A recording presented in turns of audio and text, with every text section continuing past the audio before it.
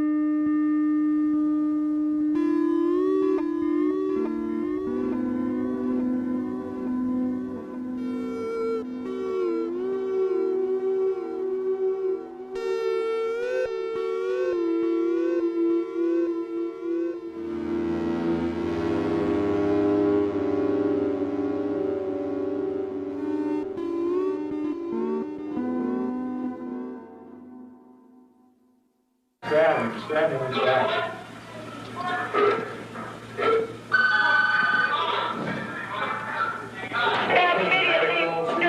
Medical and C3. We need back in, we need medical. We're gonna need SWAT, we're gonna have that. Down here. Get that. Let those guys in. Yeah. Duty officer, you need SWAT down here, full gear. Stephen. Duty officer, go ahead, come back again. Here. This Johnny. Yeah. 1 and 2. Yeah. The shank went into 10.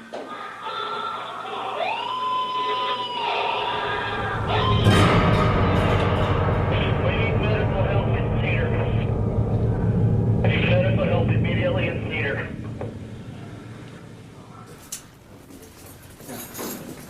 Take these off my feet. Yep. I went into the situation that I'm going to have to kill the guy. I'm not going to hurt him. I'm not going to stab him 2 times and say, yeah, we're even. You know, because the philosophy in prison is, you know, you stab me, I kill you. I just stabbed the shit out of him, you know, until he didn't move anymore. The reason I said Troy Kell was one of the most dangerous people I've ever met is because Troy Kell, when you meet him and when you see him in a certain environment, is a very charming, charismatic, intelligent individual who certainly by no means looks like somebody who could commit a crime as heinous as he committed in this case. I've seen guys hesitate on not thinking something was serious, and it was serious, and they get themselves stabbed up or they get themselves fucked off. They get themselves killed. All the white supremacists were going, say hi to Troy, make sure, you know, say hi, let Troy know that I said hi. And they were given the power, the white power symbol. Oh, sure. So. Well, they like to mention that too because they want the status that's associated with him and his crime. Because they're looking to Troy, you know, he's our inmate god, and we're going to do anything we can to gain status with him because then that protects us within the institution. So they hold his shanks, they hold his brew, any contraband that he has, and he very subtly manipulates everything. And then to the administration, he wants to represent this clean image. Well, I'm not doing anything. You know, I'm not associated with these guys, but he still has his soldiers going out and performing these acts. Well, that's a good cleanup for them. I mean, they have to say that to really justify doing that to me. I mean, keeping me in the hole, restricting my movements, making sure that there's no real freedom for me to have, and maybe I'm not entitled to that. I mean, it's perspective of the individual. You know, some individuals think that, you know, he shouldn't have anything. Give him some bread and water and put him in a cage somewhere. And that's fine too. But don't expect the guy to be a nice guy and smile and to say thank you for the bread and water every time you bring it. You know, it's a double standard. They expect you to suck ass regardless of what they're running their face about. You suck ass long enough, pretty soon you start choking on shit.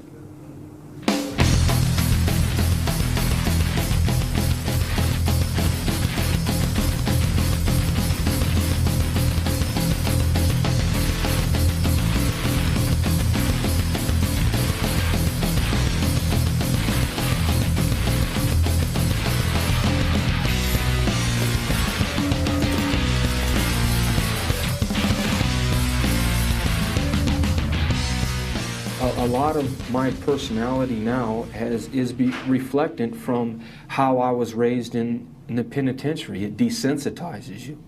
You don't have the human interaction, the contact, understanding or anything. It's structured that everybody's a piece of shit. You shouldn't respect anybody. It's kind of like, you know, just, it doesn't matter.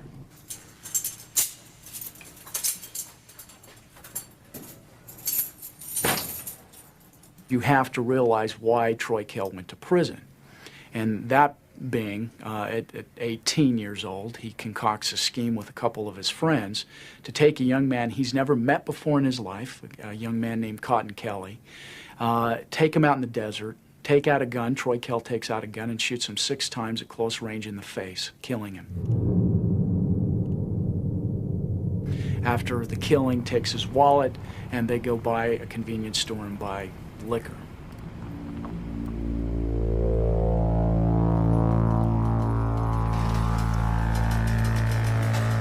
This guy, I felt, was taking advantage of a friend of mine, and she asked for my help.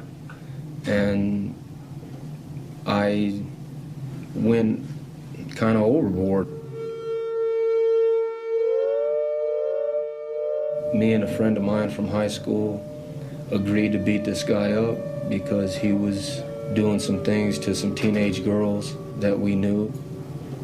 She was a friend of mine. She was like a sister kind of to me. I met Cotton Kelly at Circus 8 months prior to this actual tragedy. He ran some type of adult entertainment business. He wanted me to pose nude for him. He had started following me and calling my house constantly, harassing my family. And as a 15-year-old child, I made a very bad decision, a very immature request, and I called upon Troy to beat the man up, to have him leave me alone. I was raised in Las Vegas, Nevada, you know, middle-class family. I'm the only child. I think I was probably just an ordinary kid on the block. I wasn't any different or anything from anybody else that I noticed. Troy's been a part of our life ever since I first came to Las Vegas, since I was probably like 6 years old. We lived on one corner of the street, and on the opposite street, he lived at the other corner. And me and a couple of friends, 2 little girlfriends, were walking down the street, and him and his little friends were sitting in front of his house on their bicycles. And, you know, they were watching us, googly-eyed, because he's 3 years older than me. So when we got all the way to the end of the street towards the desert, you know, we turned around and said something real sassy, and they chased us on their bikes, and we ran, and he jumped off his bike and tackled me in the grass, and, you know, it just became like a plaything. And ever since then, he was like, "You're gonna be my girlfriend," and I said, "No, I don't even like boys." Well, Troy used to come over to our house when he was like 7 years old, play with Sandy and Shane in the backyard, or go swimming. He was one of the neighborhood kids. Good kid. My father's into horses and kind of a redneck background, country boy kind of thing, and we had horses and stuff. I was expected to be successful. You know, my family, you know, they're not losers. His father was really, really strict, and I remember one time on his birthday, I think he was turning 13, and I believe I was 10, and I rode my bike all the way to the mall, and I bought him a Nike outfit, and he had to sneak out in his backyard and climb up on the brick wall for me to give him his gift because he was on restriction. He was always on restriction, and for absolutely nothing. His father must have been very tough on him, very abusive, I believe, with him. And his mother was never around. I know they were separated, but I don't think his mother came around too much. I don't know if it was because of the father or what, but I guess he looked at me more like a mother figure, because he's always sent me, even till this day, he sends me a bouquet of Mother's Day flowers. My parents got divorced, and I kind of bounced back and forth between them. It was kind of a struggle for me for a while, but it's nothing out of the ordinary that any other kid goes through. I hung out with the stoners, and I also hung out with my jock friends because I like to play sports, but I like to drink beer and smoke a couple joints on the weekend too. I went to school, but I didn't like school too much. The authoritarian kind of structure of we're telling you to go here and do this, and I rebelled against that. Dropped out of school, and started getting in trouble after that. The story goes like this. Shaw and two of her friends allegedly lure the Canadian man out here to the desert. We're north of the city. Shaw then allegedly gets out of her car, goes to the bathroom, and on the way back, falls down. They had me pretend that my leg was hurt, and I guess this was a plan that they had conjured up. The Canadian man got out of the car to help Shaw. The man grabbed my arm to help me. That's when the first gunshot went off.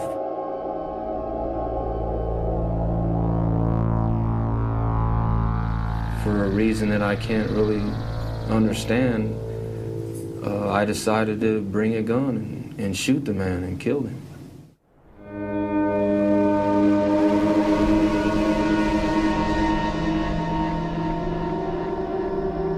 I didn't go to sleep that night. Think about running away? Yes, of course. But why didn't you? I don't know. I didn't have anywhere to run to. I couldn't just keep on running and running.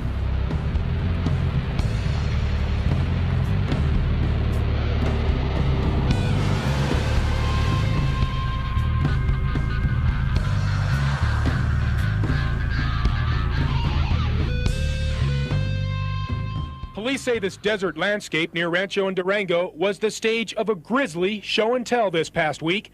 Police say the three suspects spent a week going back and forth here in the desert, showing off the body to their friends. Then one of the small children who had seen the battered corpse got to feeling guilty and told police. Las Vegas Metropolitan Police Department called me at work at midnight and told me that they had Sandy downtown on a homicide. And I thought, oh my God, she hasn't gone through this again. When I was 13 years old, I was spending the night at a friend's house, and her stepfather went into a jealous rage and shot and killed her mother and her mother's two friends, and then killed himself. It changed my life.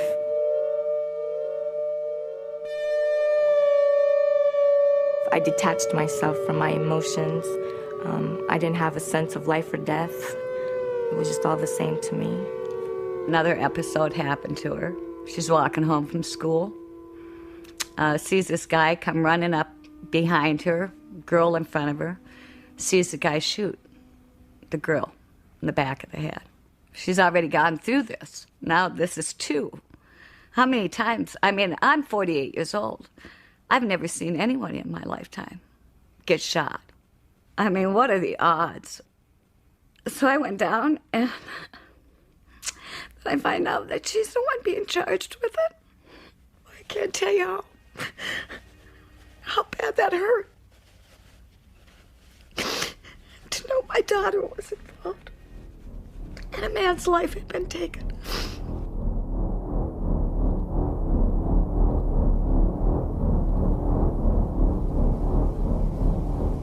That became known as the show and tell murder. Right. How did he get that name? The girl was in high school at the time, and I wasn't. I had already dropped out of school. She had some girlfriends from school that she knew, that they both knew the man prior, and, you know, kids kind of, I don't know, brag about what happens, you know, remember that guy, and, well, he's, you know, dead out in the desert, and, you know, they don't believe her. So she decided to take him out there and see the guy, and that was kind of the way it went down. The night after Cotton was shot, the next morning, I had gotten up to go to school. I didn't know if this had happened to me or was I just thinking this happened to me. I wasn't really sure. And so I went back to the scene of the crime, and I seen it from the side of the road.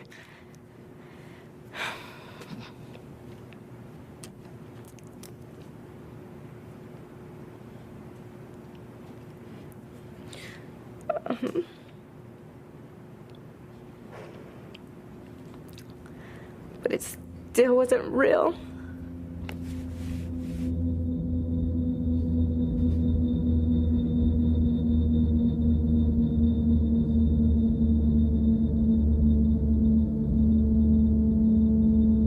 Teenager Sandy Shaw testified in her own defense today, staring only at her attorney. Shaw explained how last September, she and two older boys drove into the desert with a Canadian man. After the first shot, Cotton moaned and hit the ground.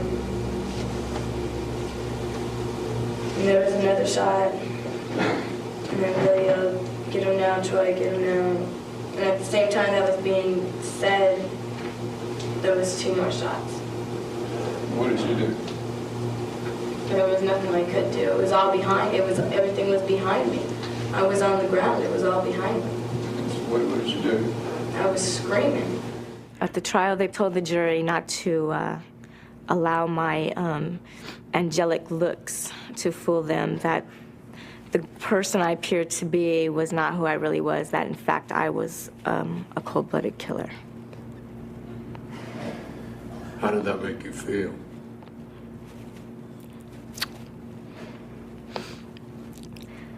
At the time, I really didn't feel anything.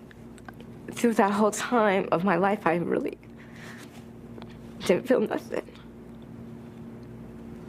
How do you plead guilty or not guilty? Not guilty. And charging you with conspiracy to commit robbery, conspiracy to commit murder, robbery with the use of a deadly weapon, and murder with the use of a deadly weapon.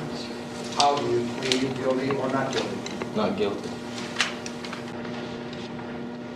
They offered me a life with the possibility of parole on a plea agreement, and being stubborn and kind of thinking I knew everything at the time, I didn't take it. I thought that 10 to 15 years was the rest of my life at 18 years old. And in reality, it's not. You know, you can start over again.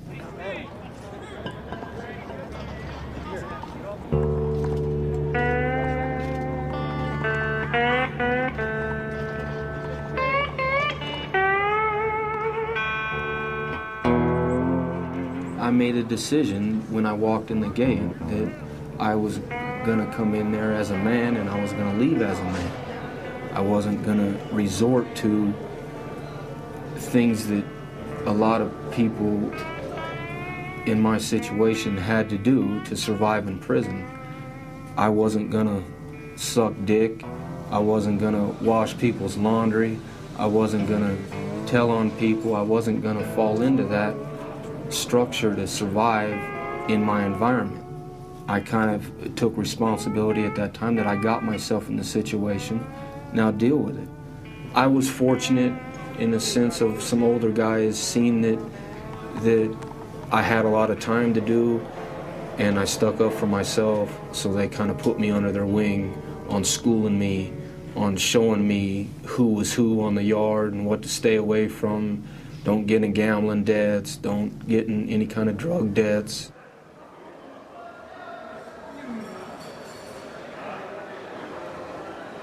You have predators.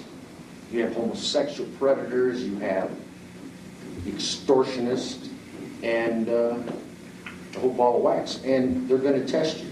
One incident, I ended up getting shot and stuff like that on the yard, and with a guy that was a notorious booty bandit.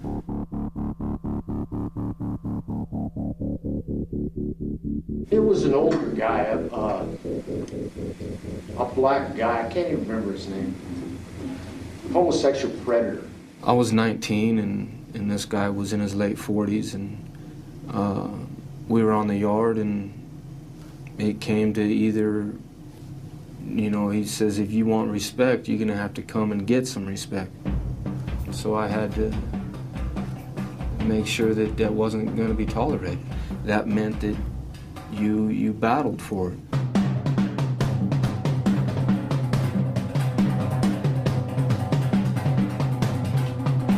They break it up by shooting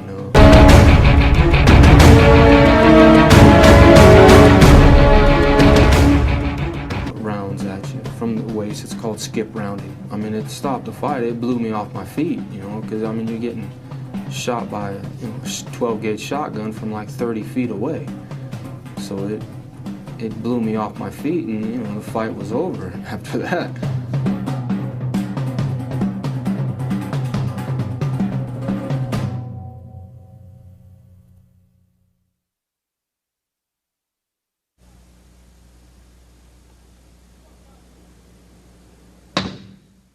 When I arrived at prison, I came to prison for forgery. I forged a $300 check. That's what I was in prison for. I was serving a sentence of a 1 to 15. I wasn't placed in like a minimum security prison for forgers. I was placed in a super maximum security prison for murderers. Eric Daniels was a co-defendant to Troy Kell, and in fact was the individual during the homicide that laid across the victim's leg so as to incapacitate the victim from moving. The ironic thing, had been sent to prison on a 0 to 5, somewhat minimal forgery case, where he had actually taken a check from a local sheriff here, which was his first mistake, and then forged the sheriff's name on this check. Not a bright idea. Sent him to prison for 0 to 5. So Rick Daniels went from a small-time crook to never going to see the light of day outside of a prison again. Here I am, a forger, living on death row. I was interacting and recreating with 3 guys that had death sentences that were going to be executed within the next 3 or 4 years, and I'm in prison on forgery. That's how I ended up becoming involved in violent situations.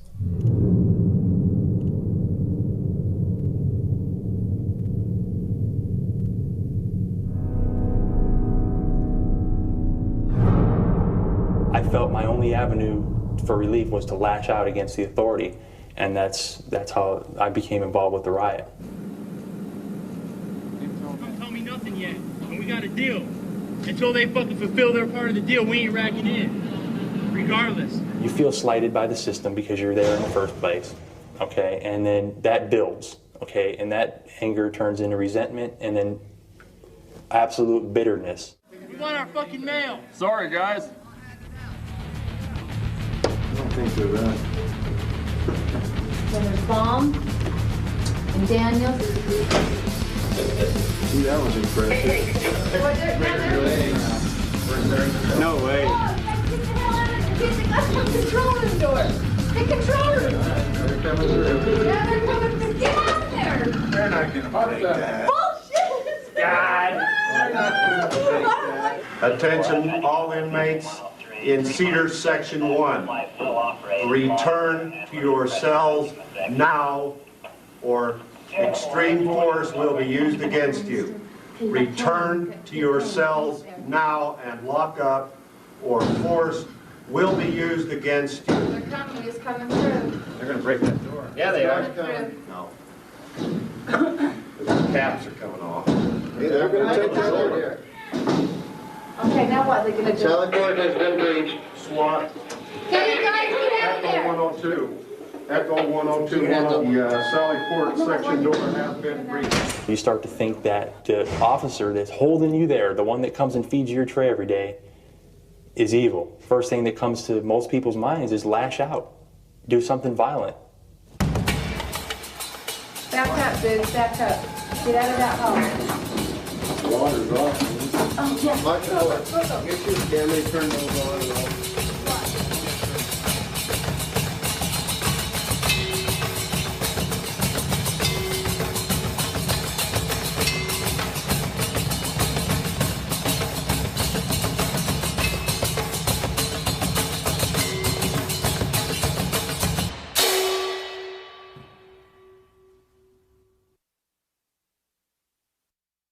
You're in your cell for so long, by yourself, you have no television.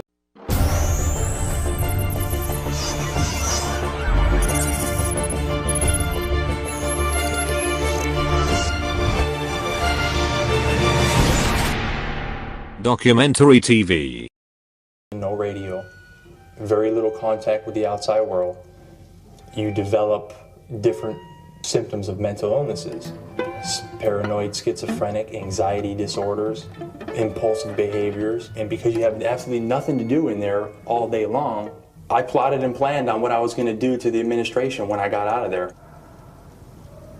I threw some urine and some feces on her because I couldn't do anything else to her. I couldn't get my hands on her, and so that was the next best thing. It made me feel on top of the world to see her running out of the unit, screaming her head off with feces in her hair and her face.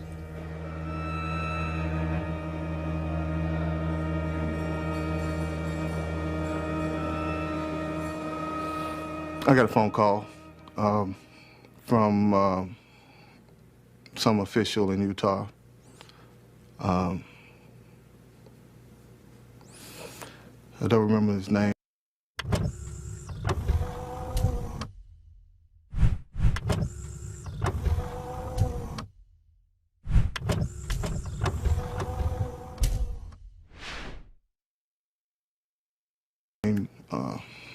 But I was, they just told me that my brother had been attacked by another inmate and that he was dead.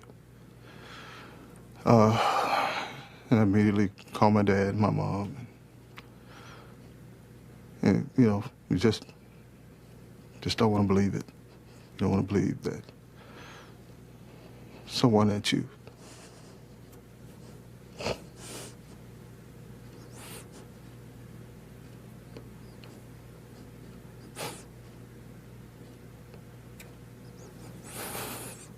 someone that you love is gone. This was a victim who had a quite storied past in Arkansas, had been in trouble with the law, including armed robbery, had some violent tendencies in Arkansas, and in fact had committed some assaults on guards in Arkansas, committed assaults on inmates in Arkansas.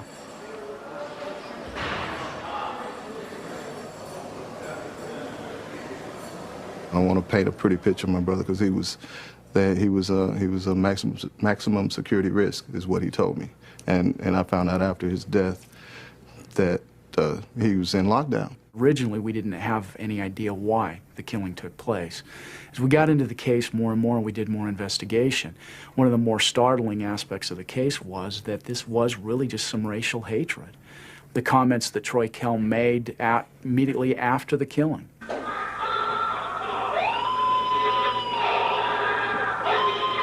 That he was really quite proud of himself, that that this black person would no longer be around, that he couldn't talk about white women, certain comments like that, that he was really seemed very proud of himself, that there was one less African American on the earth and that was something good. I would classify myself as a separatist. I believe that the white man should return to Europe and should have never came over here. Throughout history, if you see the Greeks or the Romans or any civilization that started, the Egyptians, that started to intermingle with foreigners, in a sense, outsiders of their racial groups, eventually they've destroyed themselves.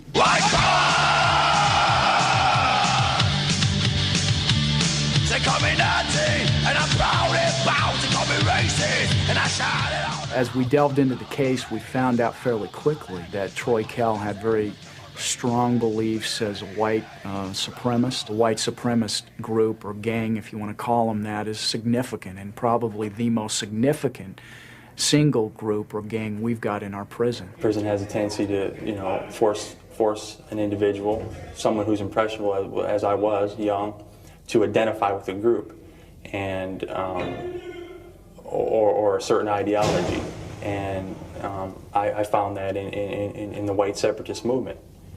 And I felt like I belonged. I felt like I climbed a mountain, reached, got to the top, planted the flag, and I was home. It's born out of fear. Fear of knowing another race, keeping your distance from another race. With any kind of white guy that stands up for, his people, he's looked upon as some type of racist race hater. And that's not the case. In the majority of the people. Do you hate Jews? No, it doesn't concern me at all. I mean, maybe people's actions is what I don't like. I mean, they might choose to do certain things, but there's more, white people that need adjusting than anybody else.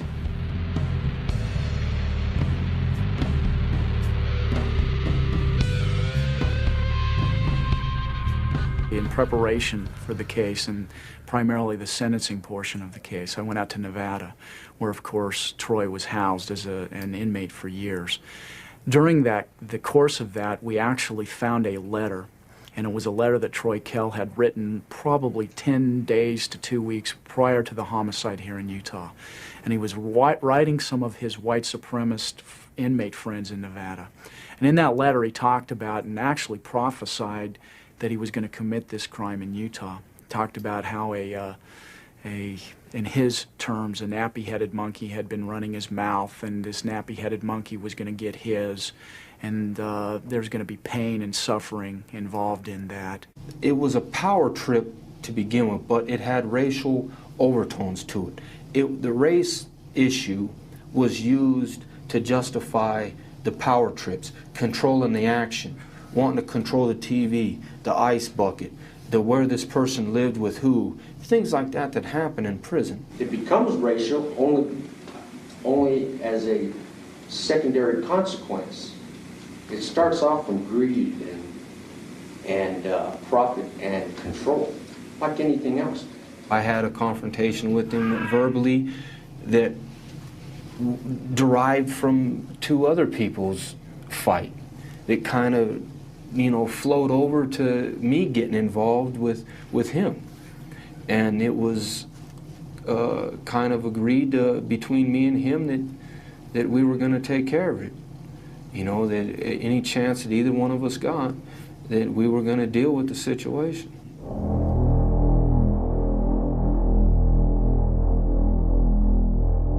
I prepared, I got a knife and I got a handcuff key. We were restrained, we were going down to medical. They forged his name, requesting that my brother go to the infirmary. I filled out what they call a medical request slip for Blackman to get him out of his cell on a particular day. The guard came to my brother's cell and said, "Hey, you ready to go?" And my brother's, "What do you mean, ready to go where?" They came over my intercom in my cell and said, "Daniels, you're going to medical today." And I knew it was the day. He was sporting his colors, flying his bandana. When he got to the infirmary, Troy Kell and Eric Daniels and another inmate were there also. The next thing I know, Blackman's running towards me. And it was on. He's trying to stab him. Stab him in the back.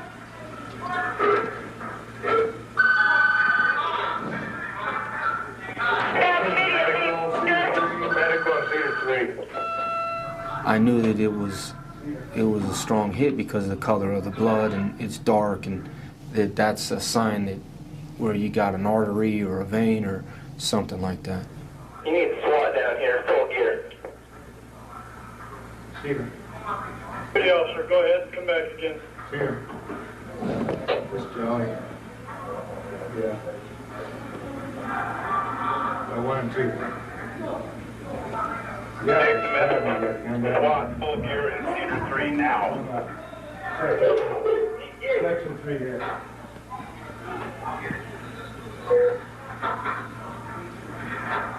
Rack in, everybody. Rack in, everybody. Rack in, rack in, rack in. Rack in. Why did you stab him so many times? All I can explain really is that he kept moving.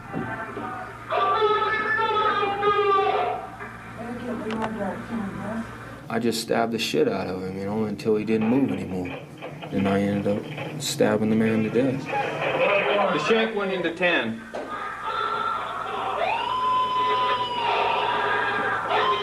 Afterwards, I felt, man, goddamn, why'd you kind of make me do that? Or I didn't weigh in the fact that he was a father or a brother or a son to anybody. You know, I didn't see him as a human person. The prison guards saw this happening. There were civilians there. The guard ushers them out. They then go and get into full riot gear. My brother's still being stabbed. We need medical help in Cedar. We need medical help immediately in Cedar. What?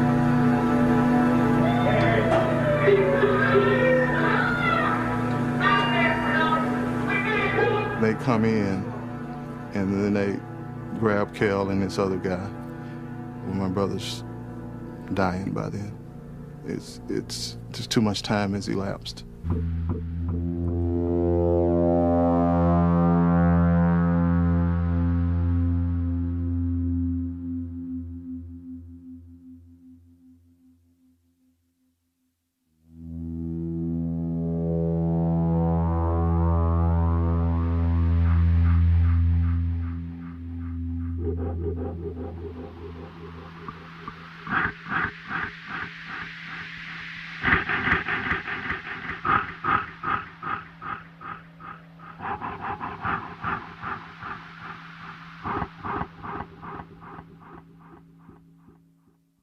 I will tell you that I've never seen anything like that in my life.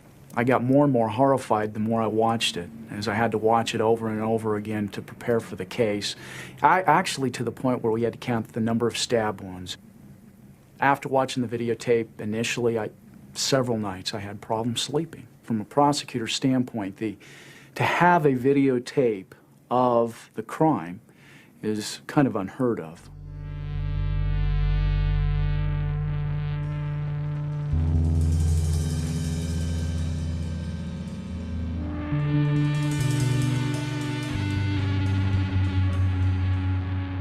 My father and I went to Utah for one reason only, and that was to try to make a change. We wanted to talk to the prison officials. We wanted someone to tell us that they were going to change the procedures. That's why we went, to ensure that what happened to my brother didn't happen to another inmate. Troy Kell did take the stand. He was very articulate, very intelligent, and was able to bring up emotion, which at the time appeared to be genuine.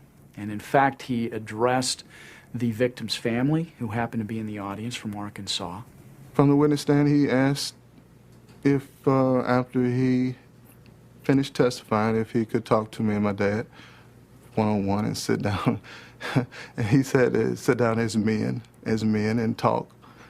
Told them how sorry he was that he had killed their son, their brother, and he actually was crying at the time, which I've got to say, as a prosecutor, it was one of the more remarkable events I had seen from a defendant testifying on the stand. There were, like, I think 8 women on the jury and 4 men, and I kind of looked over it when he was testifying, and some of the women were crying. Fortunately for us, before Troy Kell had taken the stand to testify, he had told 2 of the guards that were transporting him to and from the courtroom, watch this, I'm going to win an Academy Award. In other words, he was going to get on the witness stand and just lie.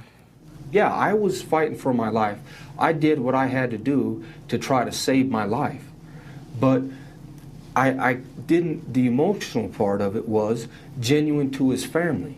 Because the way I live my life, eventually somebody, if the state doesn't kill me, eventually someone will get me, you know, because of the way I live my life. It's just a part of it.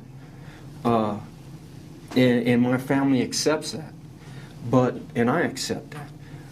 But the thing is I would want somebody to show my father the respect that that I think he's got coming. You know, that's all I can really say about that. So, if I understand you right, you're saying that you meant what you said to that father. That wasn't an act. That wasn't fake. No, I meant what I said to him. I mean, they want to downplay it because they're fighting to win the case. I put the guards back on the stand, and the guards ended up testifying as to this conversation they had had with Troy Kell about winning an Academy Award.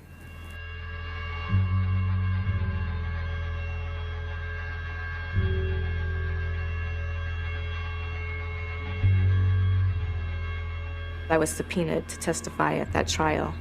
Although I wish he would have done things a lot differently, I don't know if I can, I can't pass judgment upon him for the things he's done. I don't agree with the things he's done. I don't like the things he has done. But I cannot judge him for the things he has done because I don't live like he lives, and I don't walk in his shoes, and I don't feel what he feels.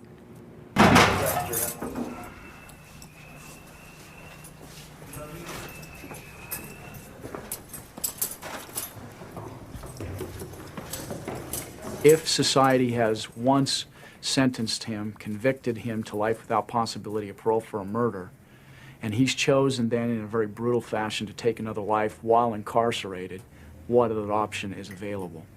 And realistically, the chance that Troy Kell in the future could commit another homicide while in prison. And I think that was probably the most weighty thing that ended up in the jurors voting for the death penalty. I don't think the death penalty works. You know, there are people who's on death row, and you know, we just recently had some. McVeigh was put to death.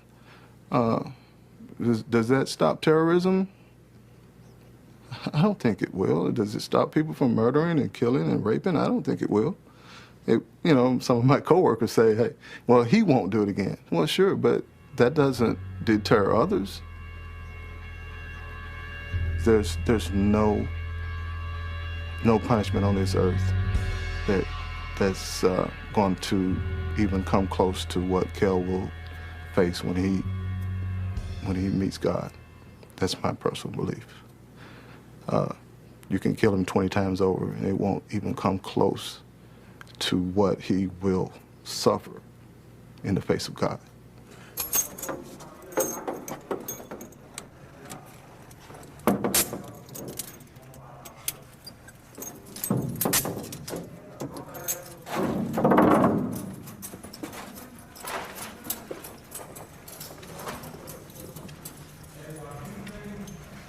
I don't believe in the heaven and hell thing. It's a control mechanism to control the masses, and it's run by fear. And I don't believe in any fiery pits or any pie in the sky. I think once you're dead, you're dead.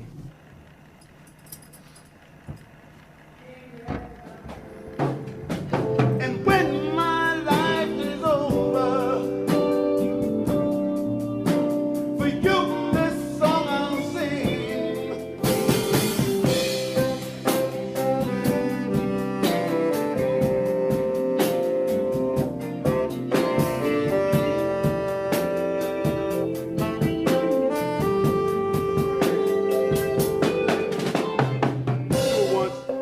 Eric's gonna come in. When Eric come in on the second time he do his line, That's when the whole band comes in. All right, let's try it. You got a line sign? No. I came to a saving knowledge of Jesus Christ, and that happened almost 3 years ago. The way I look at people, my relationships with my fellow man and woman have just changed dramatically. I no longer see people in terms of skin color. I am considered to be a race traitor in their eyes. And so even the things that I'm saying to you right now are things that, you know, I could be retaliated against for. Well, I'm happy for him. And I hope that he can turn his life around. I'm sorry for fucking his life off. Mm-hmm. Troy would be, on a spectrum, he would be the extremist. I honestly believe that if Troy was to ever get out of prison, he'd be, you know, blowing up buildings and stuff. I mean, you know. You mean like a Tim McVeigh or a militia movement, or? Yeah. And I probably would have too, to be honest with you, if I'd have gotten out of prison. That's the self-destructive path that I was on.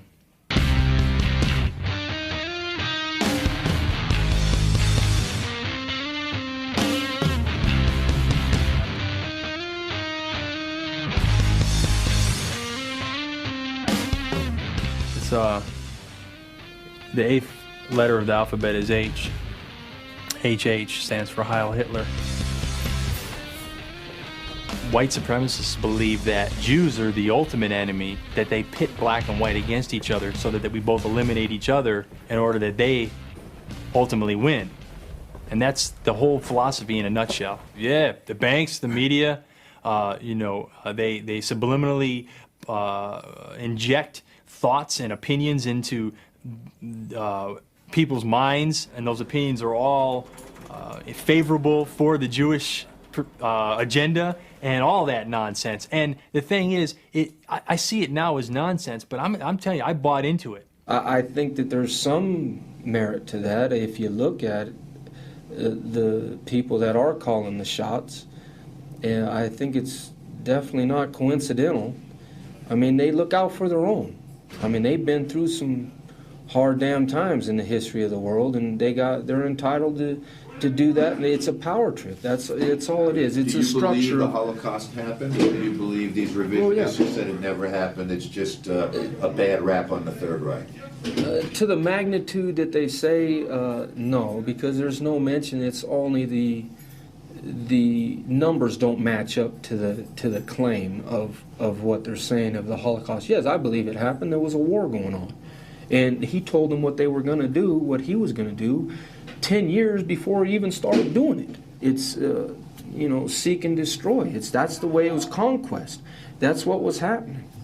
I mean, it was, that's just the way it went. I mean, that's how nations were built, was by force.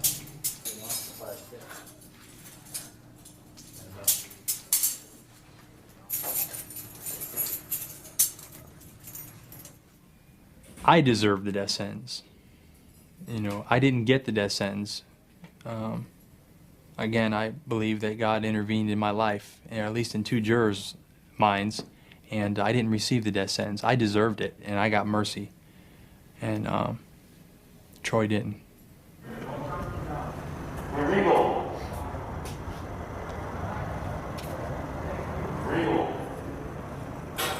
I've only been here for one execution, and it happened to be the firing squad. And to me, it seemed a cleaner, a faster way to go. The man didn't experience any kind of... because they think it's like a medical thing. I got a problem with the way... I don't have a problem with the death penalty. Okay, it's in the sense of that's the penalty. But when they try to, you know, make it like a medical procedure, like they're going into like an operation or something like that, you know, show it for what it is. You know, you're killing a guy, regardless of the justification. We can all justify our actions in one form or another. The fact is, you're killing a guy. So show it for what it is.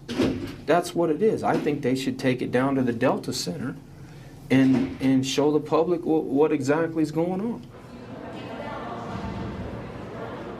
When he first entered the system, he was 18 years old. He was a handsome man. He was an intelligent man. And I remember him telling me, I'm entering as a man and I'm going to remain a man. And I believe he's done that.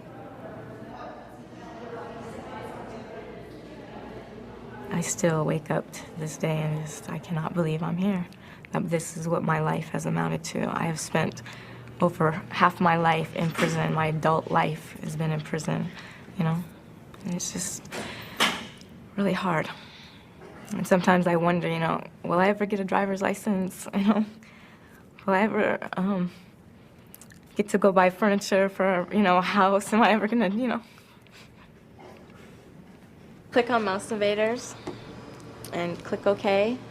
I hope and I pray that one day I will be given a second chance.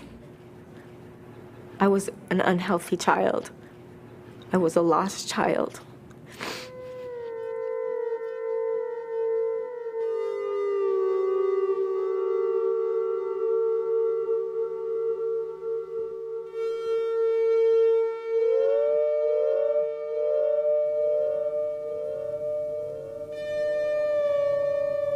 How much longer do you expect to be alive?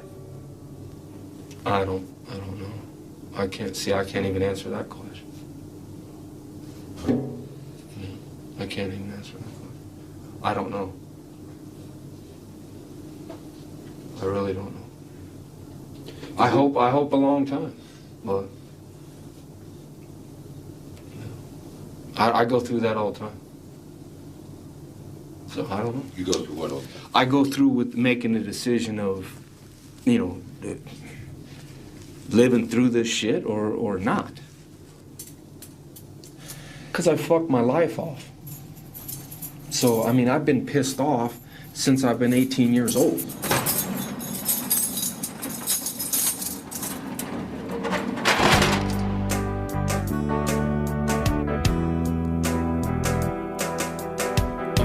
Shining bright with unspilled tears, thinking about all these wasted years. Everything worth living for is gone, and brother, I find it hard to keep fighting on. Falling down towards the abyss, the reaper embraces me with his kiss. It makes me wanna refuse to care, to watch the sun fall too much to bear. If this is the way it ends, if this is the way my race ends, if this is the way it ends, I can't bear to witness. If this is the way it ends, if this is the way my race ends, if this is the way it ends, I can't bear to witness.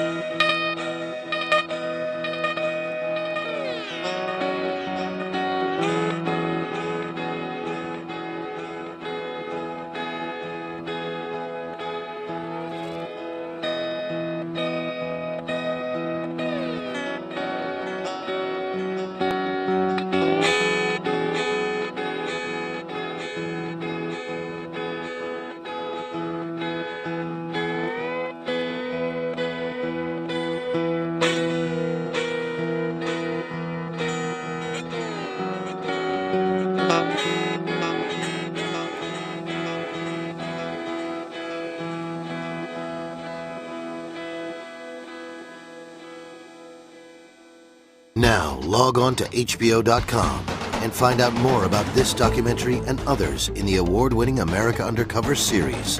Informative, interactive, intriguing. America Undercover at HBO.com.